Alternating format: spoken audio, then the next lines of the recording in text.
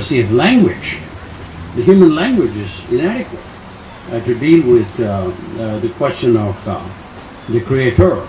This is an ultimate question, ultimate reality. So therefore, pantheist, monotheist, we're not scared by those words. I mean, what does a label mean? Nothing. Not much. I mean, to some people it may mean a lot. But to the Hindus, it's not the label, it is your action. It's what you do. That's why when I talk to my Christian friends, I always quote, do unto others. Do unto others, what's the expression? As you would have them do unto you. And love thy neighbor as thyself. That's how Christianity is expressed to the world, from my point of view, not in doctrine. In the same way, the Hindus talk of dharma. Dharma includes the commandments that they have, includes all of the commandments, except perhaps one which says, you shall have no other God besides me. I mean, the Hindus can worship God in many different forms. Although God is formless, they're allowed to worship in different forms. So that's how we take the view. But the importance is, in Hinduism, dharma is, the behavior is much more important than your belief. Okay, Sid, I think that's a good lead into the next question. The next question is dealing directly with what kind of action is this in Palestine. The U.S. has 4% of the world's population, yet we produce 25% of the greenhouse gas emissions. In 2010, per capita emissions of carbon dioxide for the U.S. were 19 tons annually. For Bangladesh, per capita emissions were 0.48 tons. And for Ethiopia, 0.15 tons. The people who are most impacted by permafrost loss, drought, or flooding due to climate change are those people in developing countries who have contributed very little to the emissions. So we have, for instance, Bangladesh, where much of their agriculture is on river deltas that are at risk of flooding from rising seas. So from the perspective of our faiths, how should Americans respond to this ethically? Anju? Thank you. I do want to add in a little bit, if you don't mind, about answering Richard's question just briefly and moving into this, because it is related, as you said. One of the reasons in Islam it is a very monotheistic faith. We believe in giving God has given himself attributes that are qualities. So there are 99 of those. So we don't believe in an anthropomorphic concept of God. So there is nothing human whatsoever about God. If anything, it is divine qualities that we aspire to. Mercy, compassion, love, those are actually divine qualities that we're trying to be. Not the reverse where God is anything close to what we are, but we're trying to be like the Creator. But the reason why the monotheism is key in Islam and focusing on that and not being able to move towards something more pantheistic is because in Islam the concept of keeping humans in their place, making them recognize that you have a place. You are not going to try to take over. You are not a conqueror. You are not Shahan Shah, which is king of kings, as the Persians used to call themselves. This is not acceptable. One of the verses says, don't walk in the earth with insolence, for you cannot rend the earth asunder or reach the mountains in height. Believers are those who walk on the earth in humility. And so monotheism is about God making sure that we understand our place. He is going to be the ultimate creator, and that we actually have to recognize we're just one of the creation. We're only one small sample. Going into this whole thing about our responsibility, specifically living in the United States, I think that we have a significant problem with recognizing our responsibility on many levels, not just in environmental emissions, but But this is something that we moan and groan about in America. As Americans, we do that. We moan and groan about the repercussions, the problems we're seeing all over the globe, and yet we are loath to take responsibility for what we have done to create those problems. I remember seeing a documentary where they were talking about the actually unearthing. The more you actually strip land and you take away forests and you just unearth in areas just to be able to build, that was actually bringing out new viruses and new diseases because people don't know how these things are latent. And I think of Ebola and how we're all sitting here kind of thinking we're a little bit cocooned, but as the numbers keep climbing and we're hearing this on the news, are we actually recognizing that this thing is going to hit us hard? If we do not understand how something that's happening thousands of miles away is our responsibility, and we've stripped these countries of their resources. We've done everything we need because we take whole vats of copper and all kinds of other minerals and resources from their territories to be able to use so we can have luxurious lives. And we're not willing to accept that there was definitely, we could have had foresight. There's nothing that denied us or prevented us from having foresight into how we were about to ruin things. Finally, I think that one of the verses in the Quran says this very well. Corruption has appeared on the land and in the sea because of what the hands of humans have wrought.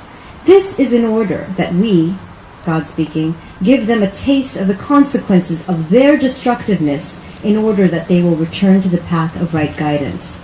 And I think that is what God is ultimately trying to help us do in letting us have our own consequences. I don't know how many of you know of Love and Logic, but that's used for child psychology and how to discipline your children. But until you let the children see their own consequences of what they're doing, they don't understand. And that's the problem with us humans. We're having to deal with our own consequences. Thank you. Okay.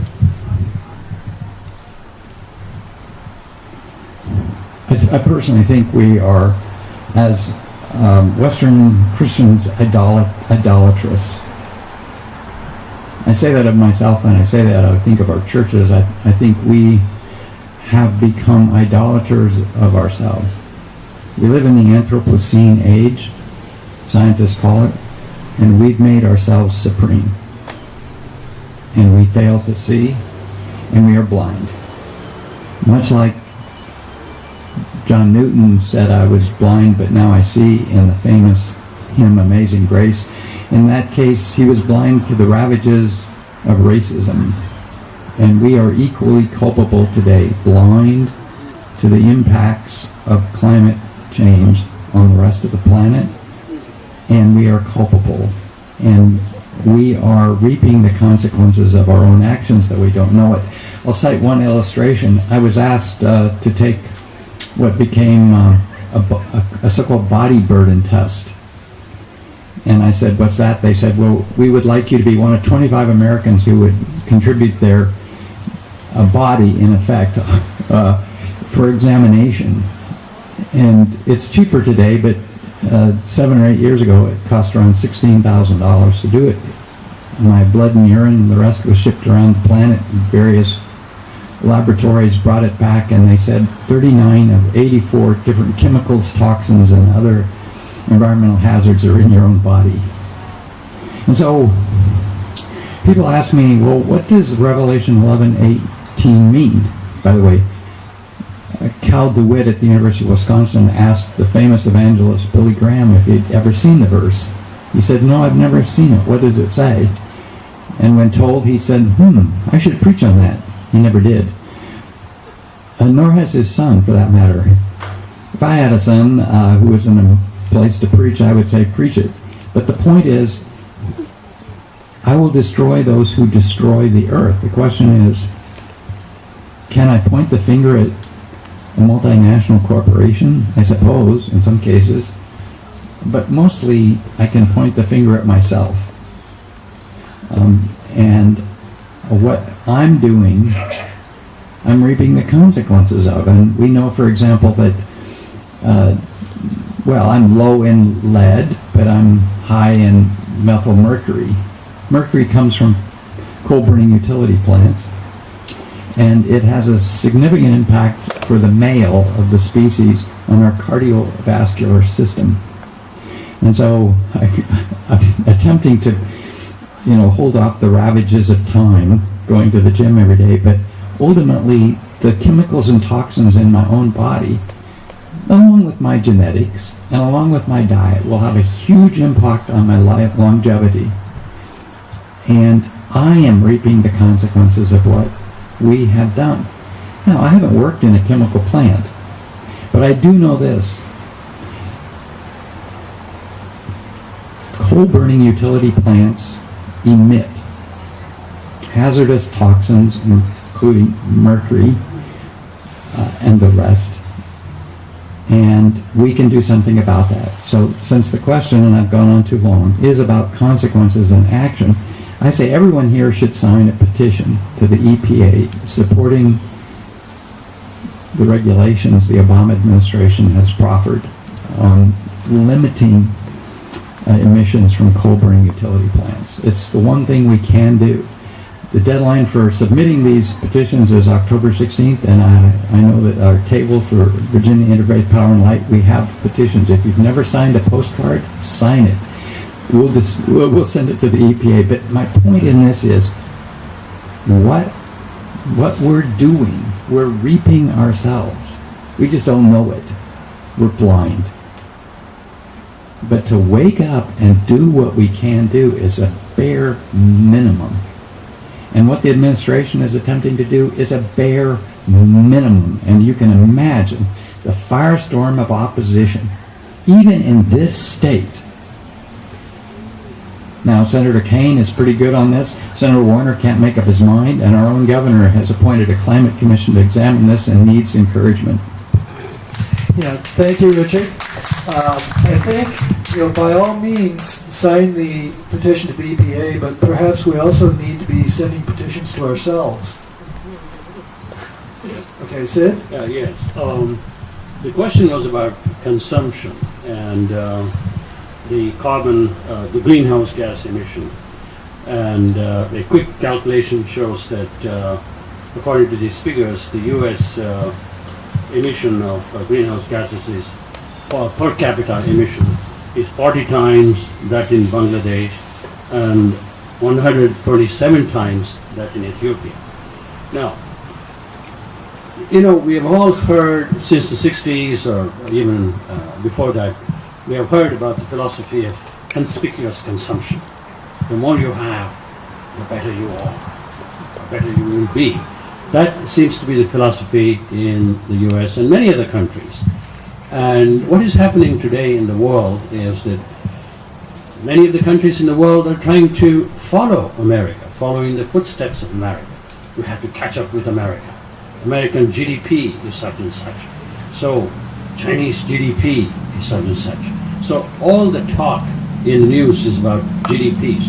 Oh, China is catching up with the US.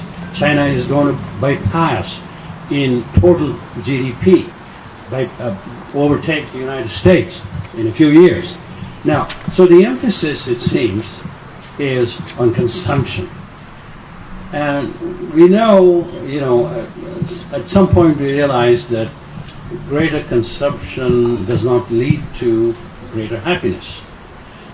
Certainly, there are countries where we need to improve the GDP. We need to improve the consumption, the number of kilowatt hours of electricity per capita used. For example, when I was growing up in India, in our house, we used only 8 kilowatt hours of electricity. And you may laugh at it, but it's a warm country and we got along fine. We're middle class. But now probably the same middle class family is probably using more like, 50, 60 kilowatt hours, which has gone up. That's okay for India. It's pretty good, actually. But the point is, we've got to realize that you can't increase consumption forever. If every country in the world tried to achieve and did achieve the same consumption level